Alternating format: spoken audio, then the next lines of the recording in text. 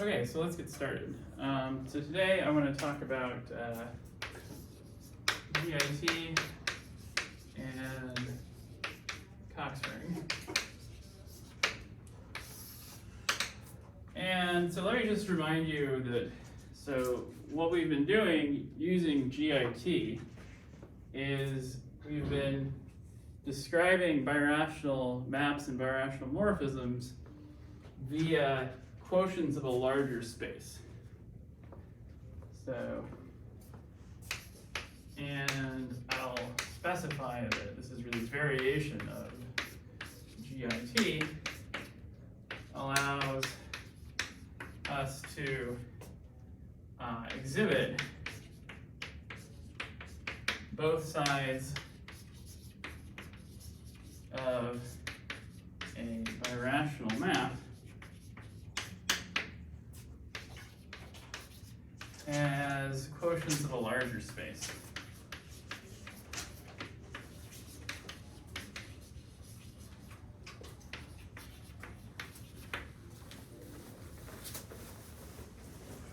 And so the schematic picture you kind of have is that you have your large space, maybe it's three-dimensional. Let's call it Y.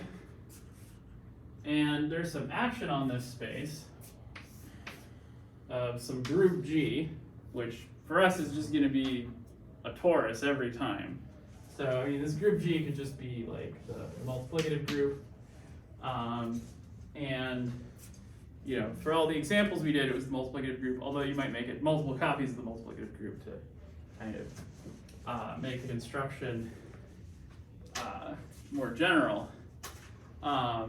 And so what you do is you say, okay, and then different choices of linearization.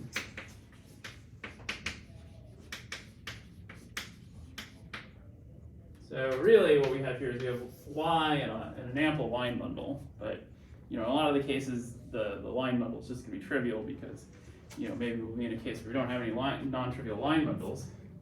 And then the different choices of linearization, the different choices of essentially of what character you give the group action on the line bundle, on the fibers of the bundle, give you different, so maybe I get, on one side something that looks like this, and on the other side I get something that has,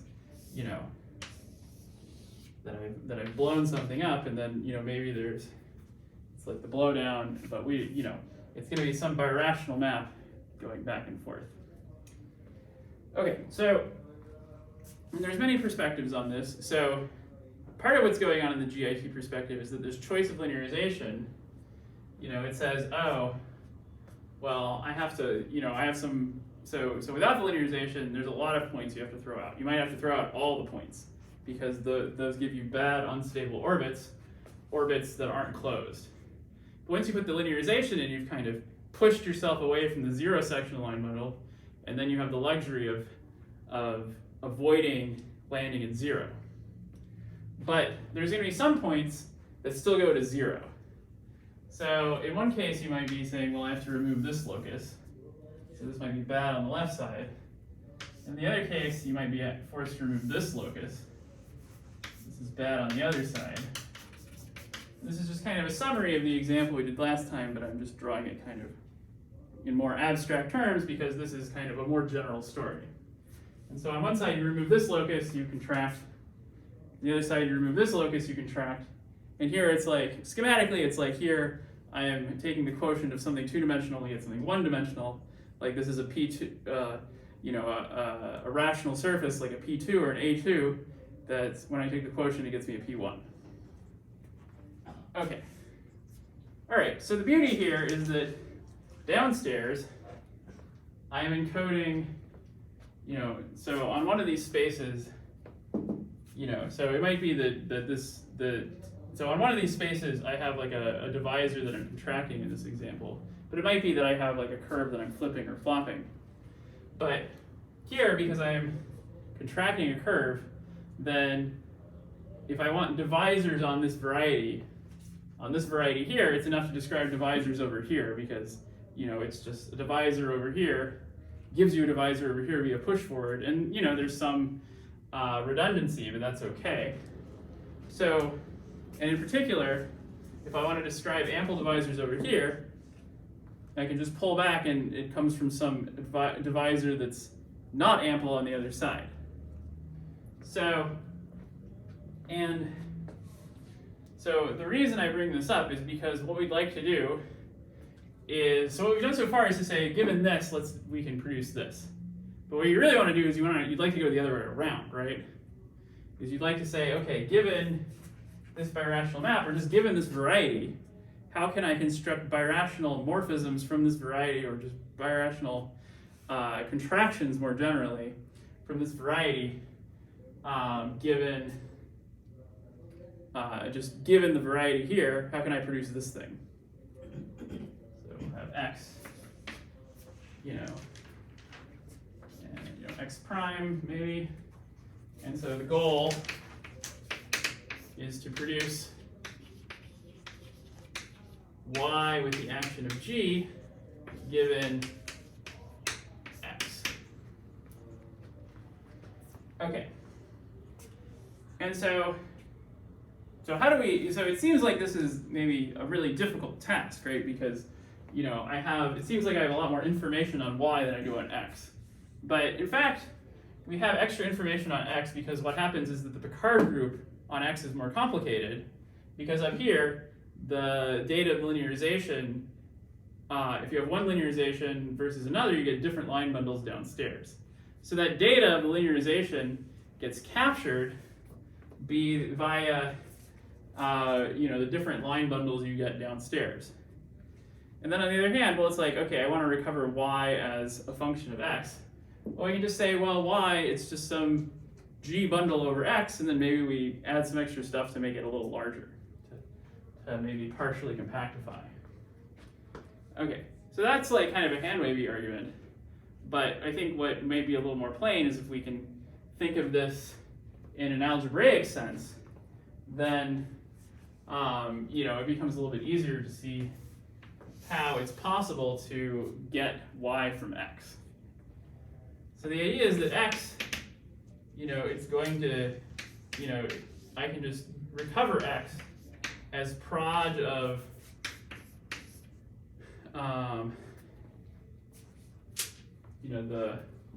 the graded ring corresponding to some ample linear series,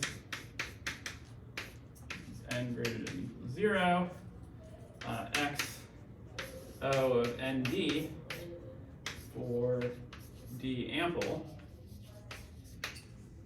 and then x prime, well, it has a very similar description, and in fact it could just be like the same kind of thing where I have like a d prime that's ample over here. But like I just told you, those divisors, I could just think of them over here.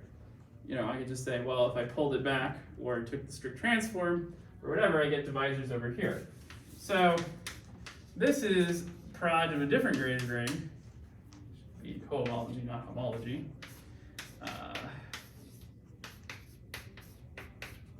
And this is for, some d prime, which is ample on x prime, but is not ample on x. Okay.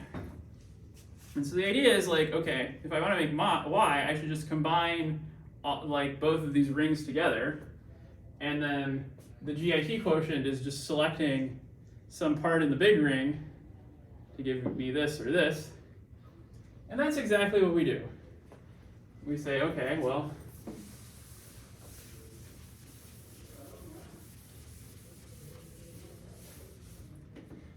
then we take y equal to proj of the direct sum of, and now I'm not going to say that n and m are greater than or equal to 0. In fact, I don't really need the greater than or equal to 0 here, because if I let it be less than 0, then there are no sections. So I could really just say, well, this is like n and z. And likewise here, this is n and z. It's kind of a little misleading that we took greater than or equal to 0, because here we're just going to take nm integers and take h0 of x O of nd plus m prime d prime, md prime. And this is going to have exactly the property we want. And the great thing is like, oh, taking this proj construction gives us, it gives us like the line bundle we want on Y, so that's really nice. And so the idea is that you can produce these large spaces that you take a quotient of to get your birational maps and morphisms that you wanted via algebra of rings of sections. Okay, so now then the idea then just becomes, well, why don't you just take all of the divisors? Now in many contexts it's not going to make sense because like if you have a non-trivial H1 on your variety, like if it's like a curve of genus greater than 0, then taking all the line bundles runs you into kind of problems of, it's like, well, you're no longer summing over like a finitely generated group. It's going to be some crazy infinitely generated thing. So you just say, well, let's assume that the Picard group is finitely generated. Okay, and so let's just assume, let's just even assume pick x is like, z to the, I don't know, alpha, okay. Just need a name for that, so that it's some, some free abelian group. I mean, finitely generated is good enough, but I want to make this kind of as simple as possible. And then, so then the Cox ring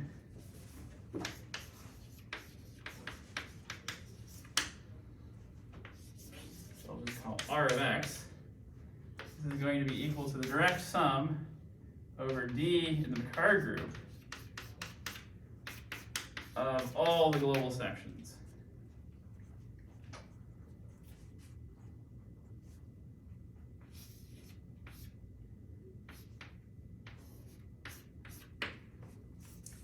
Okay, so this is like we did this picture, but then we did it with, not just, this is kind of a one-dimensional picture that I'm going in one direction, but I could have done some different birational map, and that would have given me a different, something different happening based, I would need a different, I would need like a larger group here, and so therefore a larger space here, so that I can have 2 degrees of freedom in how I linearize. Okay, so strictly speaking, this is not quite a definition, right? Because I just gave you a vector space and not a ring. But okay, so what you can do is you can say, all right, well, what I really meant was, and so then you can define the ring up to isomorphism in the following way.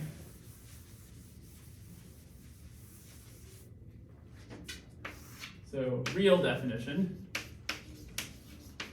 This is kind of the fake definition because I didn't actually like define anything here. I just said, well, here's a vector space, and then you kind of have, it's kind of clear how you're supposed to multiply things. But then the issue is that, if I take 2 sections in O of D, I should get a section in O of 2D. But then the point is that that's just telling you, it's just kind of telling you where the thing vanishes. It's not telling you, it kind of defines everything up to a scaling factor of some element of GM. And so then the point is you say, well, I mean, we could just, make some arbitrary choices and then it'll all be consistent. And then it's like, well, yes, you can. And that's the point of this definition, is to make sure we do that all consistently. So the idea is we choose a basis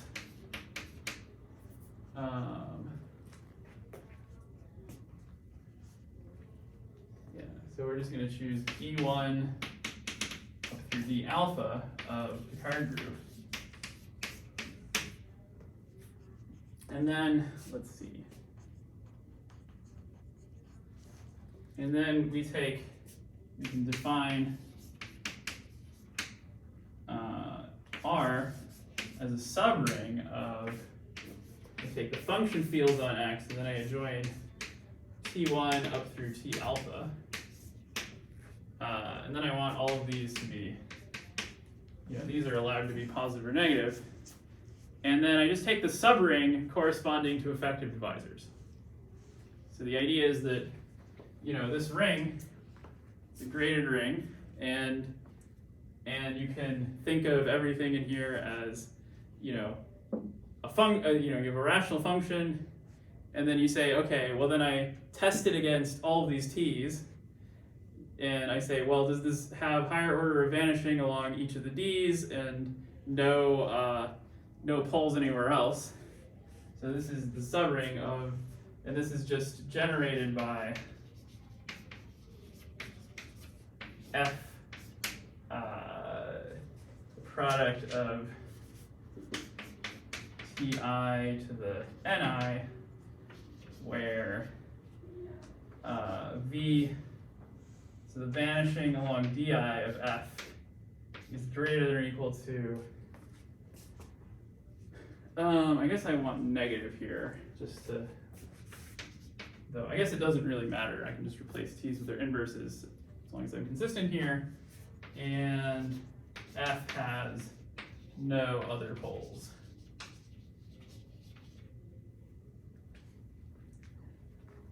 Okay, and in particular, I mean, generated by, it's just like, I'm just giving you a consistent basis for each of these vector spaces in a way that I can multiply the elements.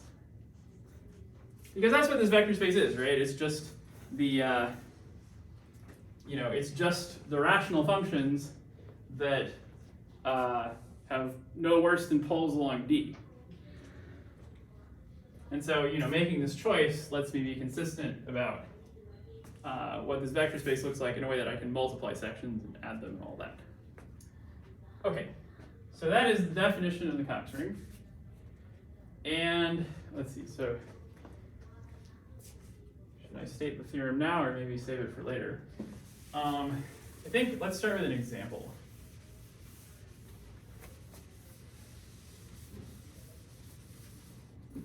Well, the easiest example, of course, is projective space. Because on projective space, there's only one line bundle up to powers of it. So there's one generator for the Picard group. O of 1, of course you can take O of -1, but it's like a rank 1 abelian group. And so if I take x is equal to Pn, then you can just, here you can just say, well, like let's think about the direct sum decomposition here, and you can just say, well, the forms of the homogeneous forms of degree n are the elements of this vector space for D being O of n, and so that just gives me the homogeneous coordinate ring. Of course, that's really using this definition where my D is just the origin, or just like the hyperplane at infinity, for example, and then that gets you a consistent way of assigning bases to these. So here I can just say, well, the Cox ring of x, and this is also sometimes called the total coordinate ring. David Cox himself doesn't like that they named it after him, but the name is kind of stuck. So, because he didn't, he objects to it because he wasn't the one who came up with it, but he I think he was one of the first people to sort of understand the significance of this, and he studied it in the context of toric rings. So a little bit more about that later.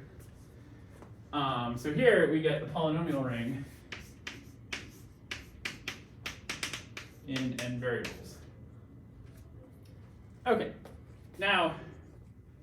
Okay, so this is great, but it's not really telling us anything new because we already knew, okay, well, to get projective space, you take the polynomial ring and n+1 variables, and then you apply this proj construction, which is really a sort of quotient construction. Okay, so maybe a more complicated example. I can do, say, the example of the blow-up of P2 at 2 points. So this is kind of my favorite example to do in birational geometry because you get this really nice picture. But for this one, we kind of have to think, well, what's going on here? How do we express the, how do we express like all the line bundles at once? So we know that the effective cone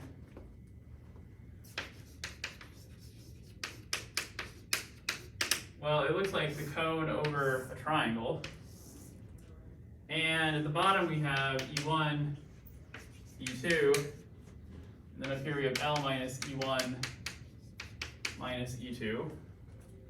And so then this gives us 3 sections already that are all, they have different, they generate the Picard group, so in particular they're going to be independent in the ring. Okay, but then there's actually 2 more, because you can think, all right, well this L minus E1 minus E2, this is a line connecting 2 points, the 2 points you blew up, and then like no algebraic operations involving that and the 2 points are ever going to move that line away. So, and then on the other hand, the other 2 lines, those are algebraically independent. So I should get 2 more independent elements coming from the other 2 lines. And then you kind of have to say, well,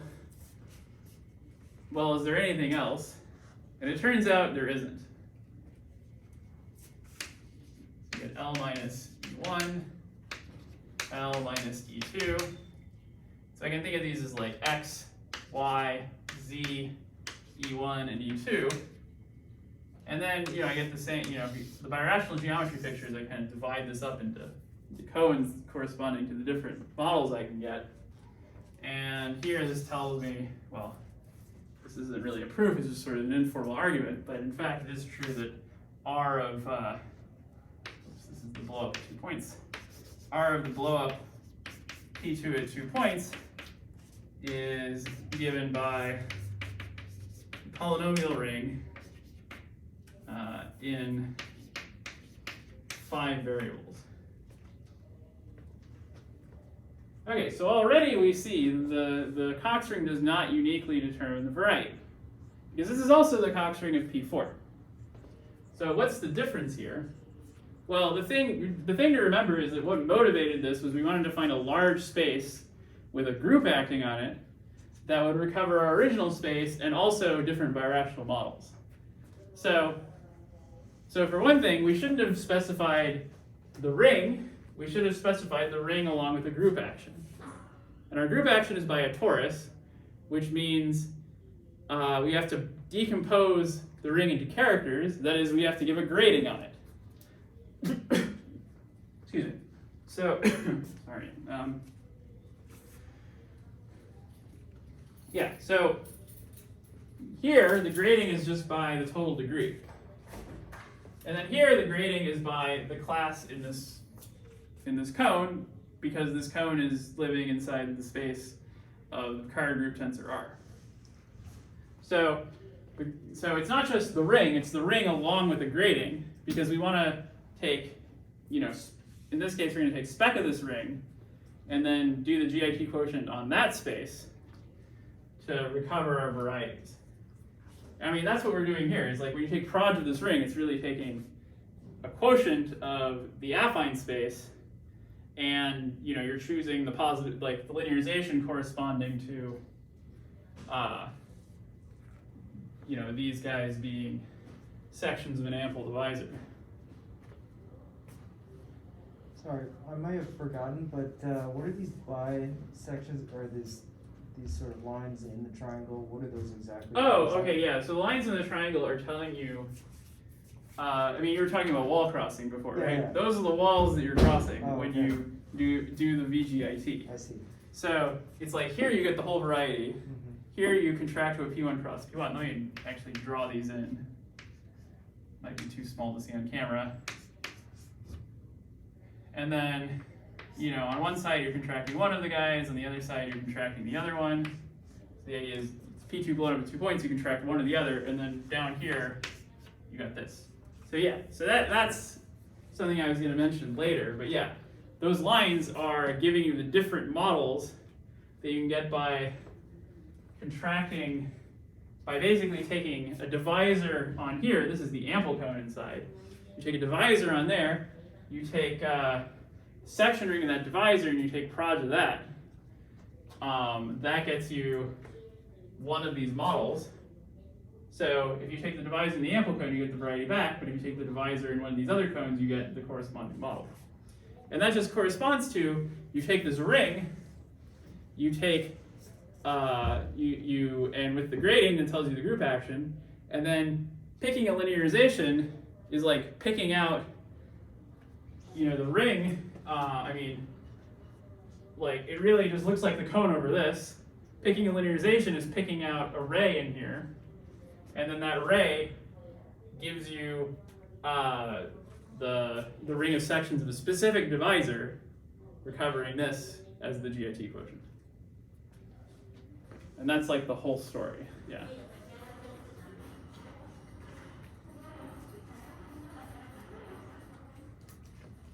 Okay, so the Cox ring of an algebraic variety does not uniquely determine the variety.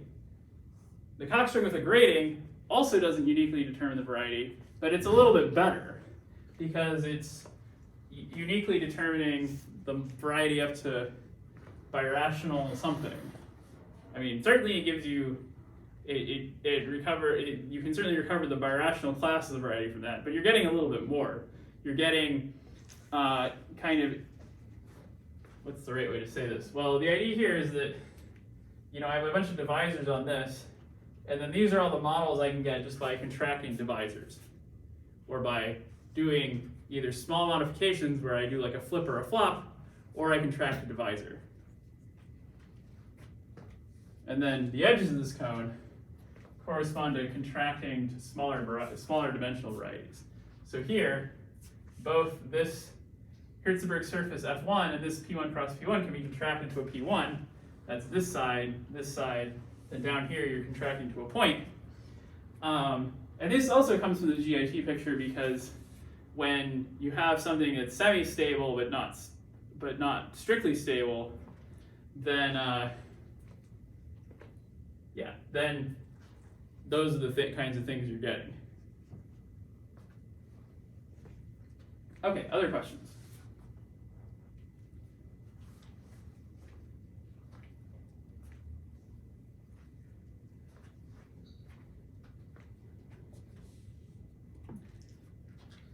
Okay, cool.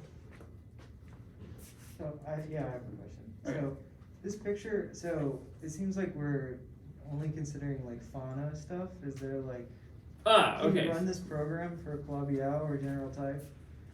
Well, it depends.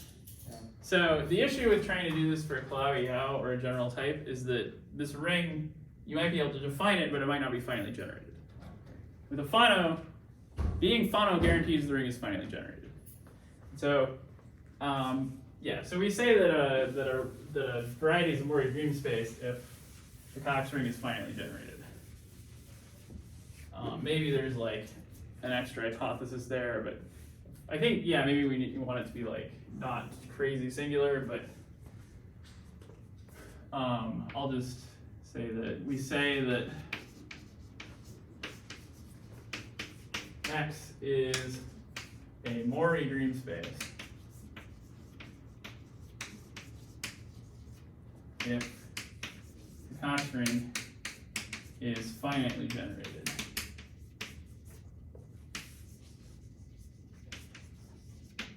Okay, and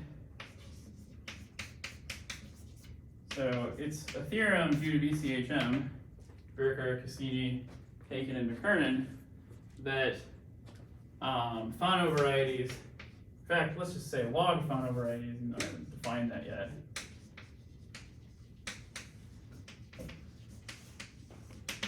Are Morey dream spaces.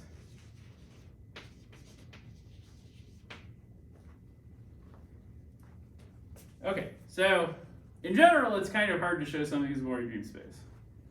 And in general, you shouldn't expect something to be a Morey dream space. Like, if you blow up P2 at 9 points, then the effective cone is not finally generated, so the Cox ring can't be finally generated.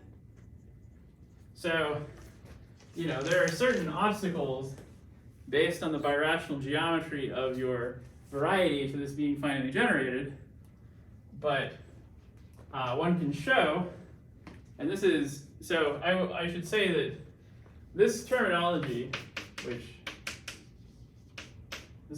I think this is one of those papers that was kind of like, when it came out, people were like there was sort of like one of these papers that like aged really well, where like when it came out, people didn't realize the significance, and then later like everyone was like using this terminology, and it was like very influential.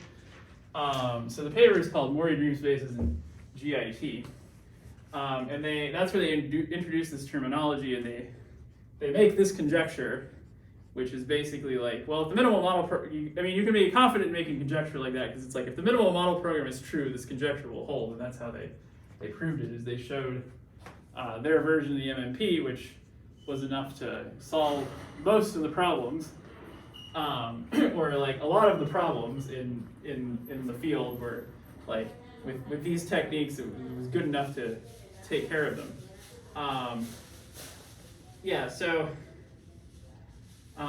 So more on their paper later. I wanted to kind of build up to that, but they basically say, oh, if you have a variety that satisfies certain properties in terms of its birational geometry being nice, in that you need some sort of finiteness condition on both the models and on the cone itself, and then you need some other conditions, because you have to worry about basically you have to worry about the rings corresponding to each individual ray being finitely generated. But it turns out it's kind of a small set of conditions which is equivalent to the Cox ring being finitely generated, and they unite these using this GIT picture. Let's see, and then and then like, I guess that paper was like 2000 maybe, and then BCHM, I think that result was announced in like 2005, and then the paper came out in like 2009, or maybe I have my years wrong. I don't know. I think certainly it was like this, I knew of this result in 2009, so presumably it had been known for a while. So I think it was kind of announced in 2005, and then the paper came out a few years later, but I would have to look it up. But this is like, early 2000s kind of stuff. And a little bit later, Cordy and Lazic basically say, well, this kind of picture is a little bit like easier to conceptualize and work with. And so they come up with an approach to reproving these results, the MMP kind of results, using this kind of picture. So in fact, it's not true that for an arbitrary variety that this Cox ring is finitely generated. But what is finitely generated is the adjoint ring. And so the idea is that, let me just kind of state this as an aside. So note, so Rx is usually not finitely generated.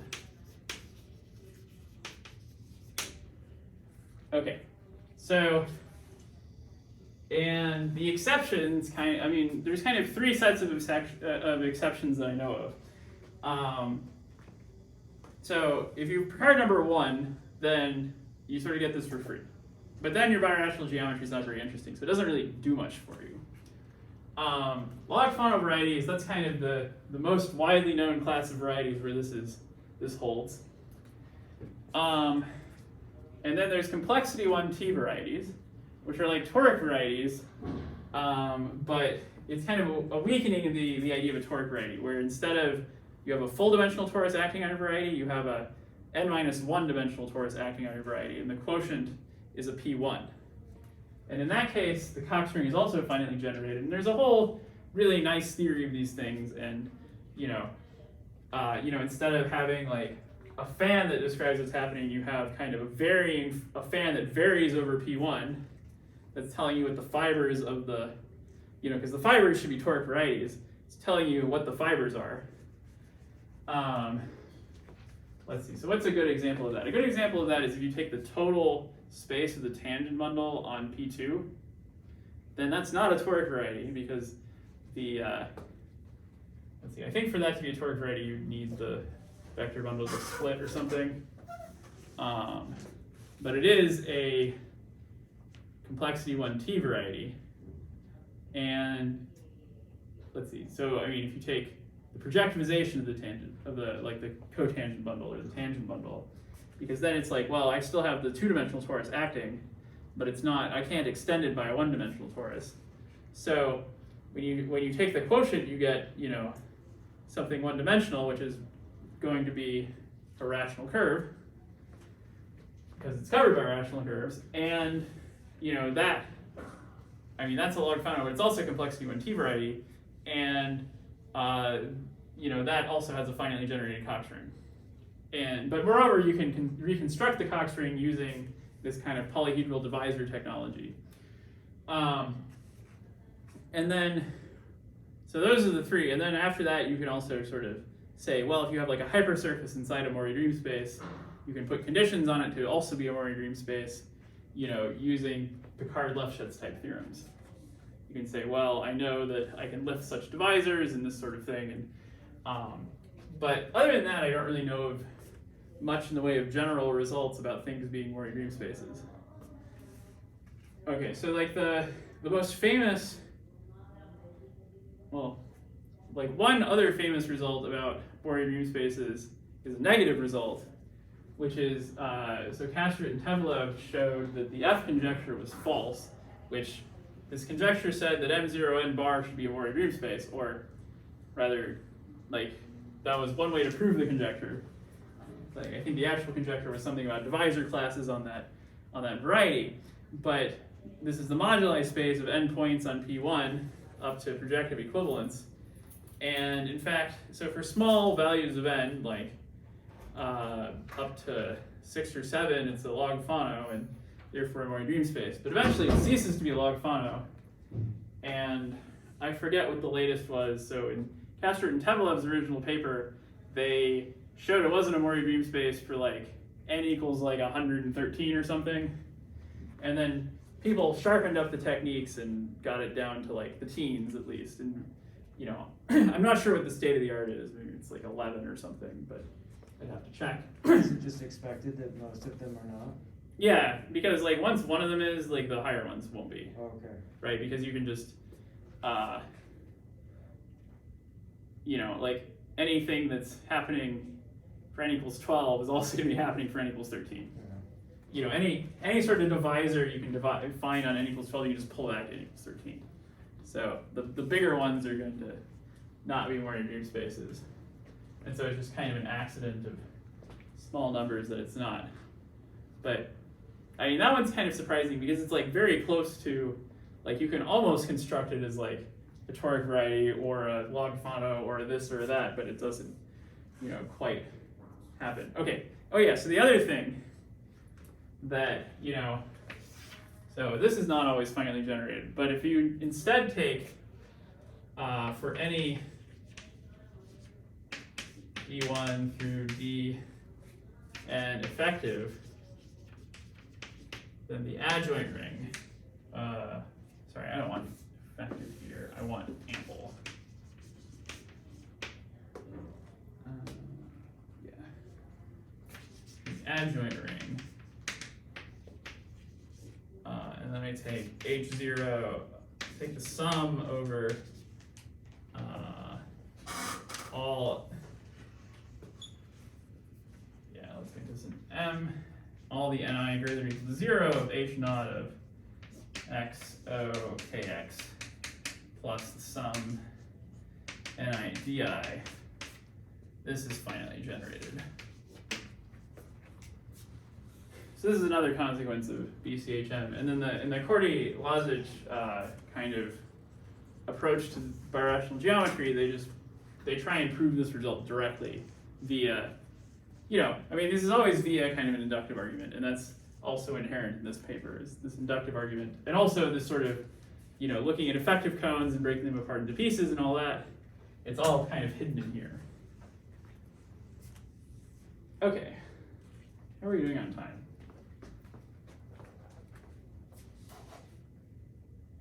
Okay, so we have 10 minutes left. Other questions? I can kind of keep saying like big picture things about the state of the field, the state of this like 10 years ago, which is So what is the meaning of this adjoint ring? What can we do with it? Oh, well, you can do exactly what you do with the Cox ring, because Okay. like in the case where X is a Fano variety,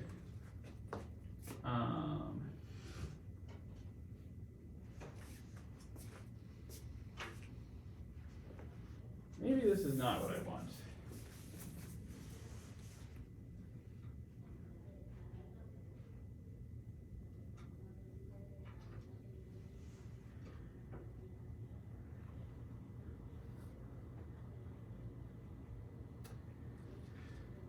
Let's see if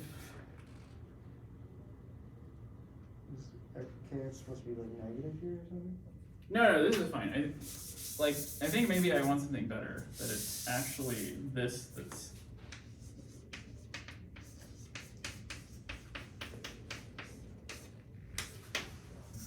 Because this result is supposed to imply that for Fanos it's true. Okay, so don't quote me on this because I don't remember it off the top of my head. But it's something like this, because the idea should be that this result is supposed to prove that for Fano varieties the result holds. And so here it's basically saying that as long as you are looking at divisors that are more ample than K, then you are fine. This is tensor product or like legitimately I put sum? the sum outside. Okay, yeah, so this is tensor product.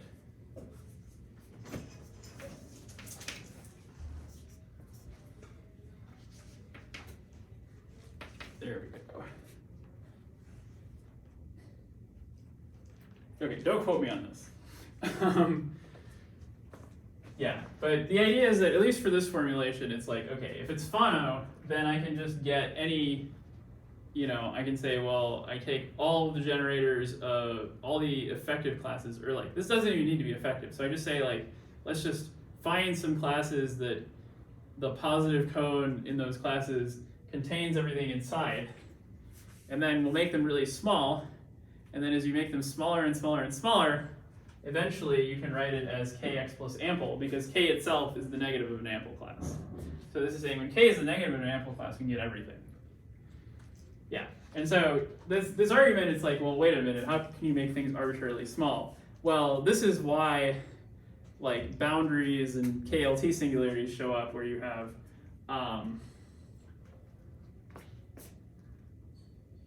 where you have kind of fractional divisors and this sort of thing. This is like one of the places that like these, when you first see them, they seem kind of unmotivated, but this is like one of the reasons you want them, is to sort of like, you want to get really sharp finite generation results. And on the other hand, it's like K is sort of, it's like a stick in the mud, it's like right there. And so then if you want to show that like something that's, if you want to make something, if you have some divisor that's like, can't be written as K plus ample, but like some small multiple of it can, that's still good enough.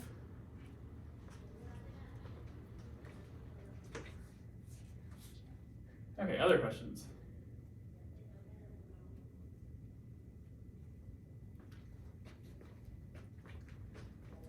Okay, so I don't really have enough time to do a new topic. So what I'm going to do is I'm just going to introduce the subject of the lecture on Monday, which is going to be a theorem due to Cox and Q Keel. So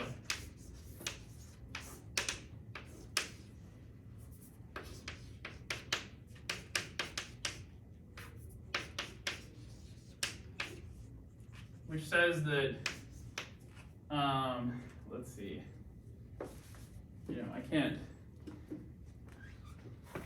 so I don't like know the exact hypotheses of this theorem off the top of my head, but like if X is like, because like it holds, this theorem is going to hold pretty generally.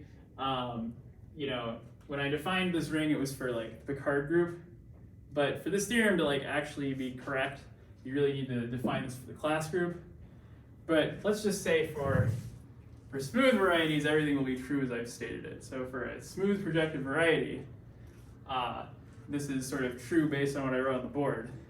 But the real theorem is for kind of an arbitrary projective variety. So let's just say let X be a projective variety.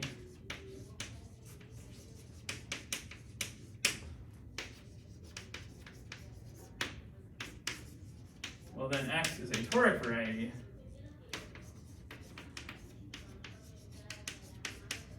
If and only if the Cox ring of X is a polynomial ring.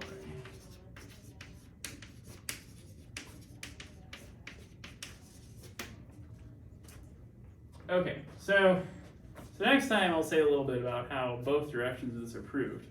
I had to kind of hedge a little bit because if you define the Cox ring just in terms of the Picard group, then if you start with a singular toric variety, then the Cox ring by that definition is going to be like, it's going to be some finite quotient of a polynomial ring.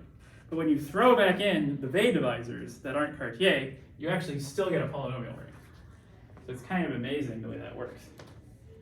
Okay, so I have 4 minutes left, and so the thing after that I'm going to talk about is, well, if, so here it's like, this Cox ring is a graded ring. So saying it's a polynomial ring is equivalent to saying it's smooth. Just to saying that the spec of the ring is smooth. So you can generalize this, and this is a theorem due to myself and lots of other people, but this is, I mean, these are kind of the first, people to prove it. So this is Ganyo, Okawa, Sanai, and Takagi. And what this says is, let X be a projective variety, let's say with finitely generated Cox ring, then we'll say that Rx has KLT singularities. This really means spectrum. And spectrum Rx being log canonical, this one says that X has phonotype. And this one is X has log as Calabi-Yau type.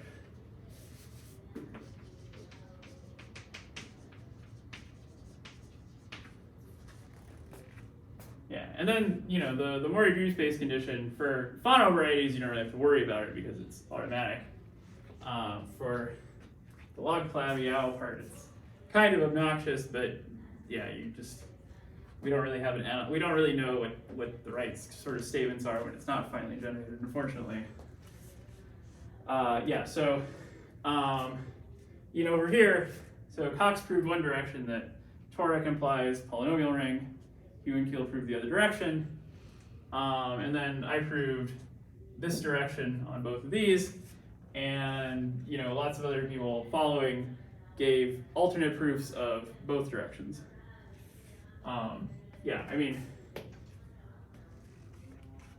So it's like, it's nice to cite my own result, there's no shame in shameless self-promotion, tautologically.